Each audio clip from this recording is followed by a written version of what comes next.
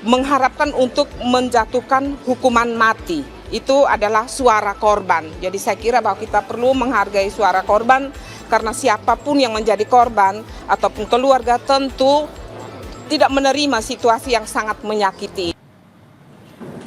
Sidang berlangsung di ruang Cakra Pengadilan Negeri Kelas 1A Kupang. 3 hakim memimpin sidang yang digelar tertutup ini beragendakan pembacaan dakwaan. Fajar dijerat pasal berlapis Undang-Undang Nomor 23 Tahun 2002 tentang Perlindungan Anak, Undang-Undang Nomor 12 Tahun 2022 tentang Kekerasan Seksual, dan Undang-Undang Nomor 11 Tahun 2008 tentang Informasi dan Transaksi Elektronik. Selain Fajar, terdakwa Stefani Heidi Dokorehi yang menjadi atau membawa korban kepada Fajar juga menjalani sidang perdana hari ini. Sidang dilanjutkan 7 Juli mendatang dengan agenda eksepsi atau pembelaan dari terdakwa.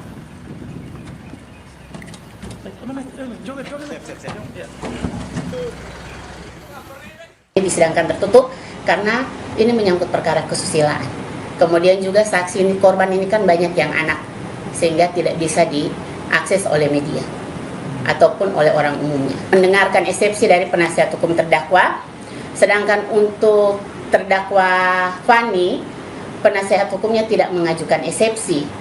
Tetapi oleh karena perkara ini saksi-saksinya sama, sehingga persidangan untuk terdakwa Fani itu ditunda sampai dengan 21 Juli 2025. Nanti menunggu dulu eksepsi yang diajukan oleh terdakwa Fajar, sehingga nanti putusan selanjutnya seperti apa, sehingga pemeriksaan saksinya bisa bersamaan dilakukan oleh majelis hakim. Kasus kejahatan luar biasa mantan Kapolres Ngada Fajar Widiadarma Lukman Sumatmaja memasuki persidangan.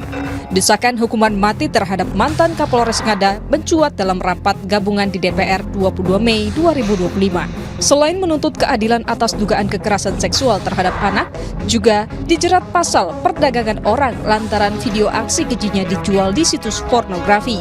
Ini kejahatan luar biasa. Kami suarakan keadilan bagi perempuan, bagi anak dan korban ini, bagi keluarganya, agar pelaku ini dihukum mati, termasuk TPPO ya, di mana unsurnya adalah bagaimana dia mengajak, menyuruh, membayar, ya kan, untuk mengkondisikan, mencari korban. Pasal TPPO akan dimasukkan dalam berkas perkara ke depan. Tetapi khususnya dengan pasal ada kasus narkoba, itu akan dibuat perkara tersendiri. Seruan untuk hukuman mati juga disuarakan dari keluarga korban yang diwakili kuasa hukum para korban. Keluarga korban terpukul lantaran pelaku yang merupakan aparat penegak hukum justru menjadi pelaku kejahatan seksual terhadap anak di bawah umur. Karena pelakunya adalah aparat penegak hukum, seorang Kapolres yang mestinya melindungi tapi merusak anak-anak yang baru berusia 5 tahun, mengharapkan untuk menjatuhkan hukuman mati. Itu adalah suara korban. Jadi saya kira bahwa kita perlu menghargai suara korban karena siapapun yang menjadi korban ataupun keluarga tentu tidak menerima situasi yang sangat menyakiti ini. Mantan Kapolres Ngada Fajar Widiadarma Lukman Sumatmaja dijerat dengan pasal perlindungan anak tentang pemerkosaan dan perbuatan cabul terhadap anak serta Undang-Undang Informasi dan Transaksi Elektronik terkait penyebaran konten bermuatan kesusilaan.